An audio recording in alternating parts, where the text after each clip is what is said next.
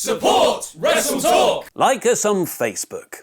Carmella attempts to cash in just days before WrestleMania. Kevin Owens and Sami Zayn hop the barricade. And it's AJ Styles' turn to play mind games this week. I am Luke Owen. Vote in the poll above my head to let me know your thoughts on the show as I review the 3rd of April edition of SmackDown Live in about 4 minutes. Daniel Bryan opened this week's SmackDown Live among a sea of yes chants from the crowd. He then brought out SmackDown Live Commissioner Shane McMahon. Wait, didn't he step down from that role a couple of weeks ago? So the pair could settle their differences. Shane congratulated Bryan on getting medically cleared and announced that he had also been cleared to wrestle after his hospital trip last week. Both men apologized for their actions over the last few months, but then Shane seemingly forgot his lines and time stood still. Thankfully, Daniel Bryan is a total pro and saved the segment by offering a hug. However, Shane then remembered his lines and asked for a handshake, which just made the whole thing seem a bit awkward. Bryan said that this Sunday he had some bad news for Kevin Owens and Sami Zayn. Wade Barrett return confirmed! Charlotte Flair and Natalya then had a match that was supposed to happen last week, only Charlotte had a dentist appointment and couldn't make it into work that day. It was a really good match too, with Natty locking in an impressive bow and arrow lock and Charlotte standing out of it. Both women did a double down and then Carmella's music hit for her to attempt a Money in the Bank cash-in. She got in the ring, but Charlotte booted the case out of her hand and sent it flying. In a callback to Charlotte and Natty's match from a few weeks ago, Natalya tried to roll Charlotte up off the distraction, but Flair kicked out and locked in the figure 8 for a submission win. This was all good stuff, and one would assume that Carmella is now cashing in on either Alexa Bliss or Nia Jax, either at or after WrestleMania. After the match, Asuka came down to the ring and said that the Queen will bow before the Empress. Charlotte retorted by saying she is ready for Asuka, but is Asuka ready for her? This had less heat than you'd think. We then got a video package recapping the Shane McMahon, Daniel Bryan, Kevin Owens and Sami Zayn feud, which made the storyline look more coherent than it actually has been. During the show, we got sit-down interviews with AJ Styles and Shinsuke Nakamura, with Styles bringing up Nakamura petting him like a dog from last week. AJ said this Sunday is far from the Tokyo Dome, this is WrestleMania. Later in the night, Nakamura had his own interview that would have been better if it was done in his native tongue with subtitles. Such an easy fix, WWE,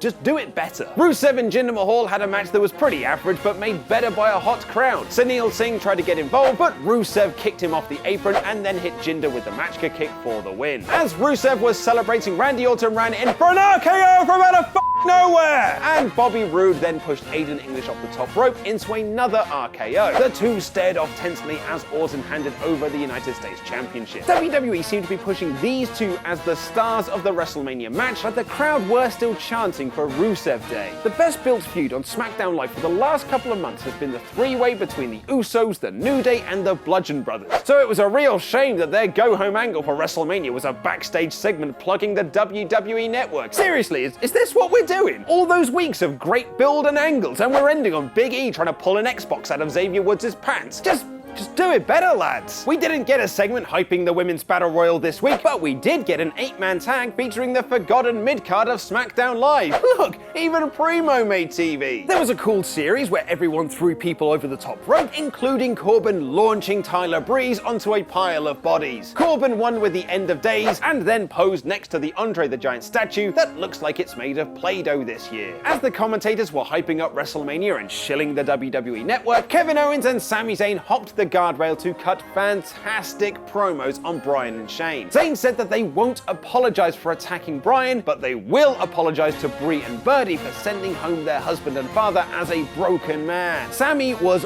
wonderfully annoying in this segment, and Owens' guttural screams of anger really sold the emotion of this feud that's had more ups and downs than Simon Miller on a roller coaster. Bryan and Shane then came out and told the crowd to take a picture, as it would be the last time they'd see the best friends, not those ones, on SmackDown Live. And in the main event, WrestleMania opponents AJ Styles and Shinsuke Nakamura defeated Chad Gable and Shelton Benjamin in a really decent match. It would have been better had it not been interrupted by a commercial break and an advert for WrestleMania, but when the action was on screen, it was terrific. AJ's comeback was a thing of beauty, and the finish saw him stand next to Nakamura and hit the phenomenal forearm on Gable for the win. After the match, Benjamin and Gable attacked Nakamura, but he cleared the ring. AJ then leaped off the top rope to hit the forearm, but stopped in his tracks. A callback to last week when Nakamura did the same thing to him. This was a really cool ending to the show, but it feels like this part of the feud should have come a couple of weeks ago rather than being the go home angle. So that was this week's SmackDown Live in about 4 minutes. Hopefully you've already voted in the poll above my head using this rating system from top to bottom. Smack damn, smacktastic, smack bang in the middle,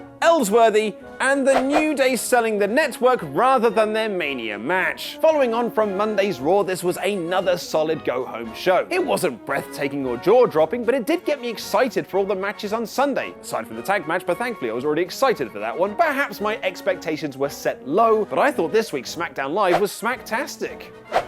Ollie and I are doing lots of extra Wrestle Ramble episodes this week, so click the videos on screen right now to see our review of the go-home episode of Monday Night Raw.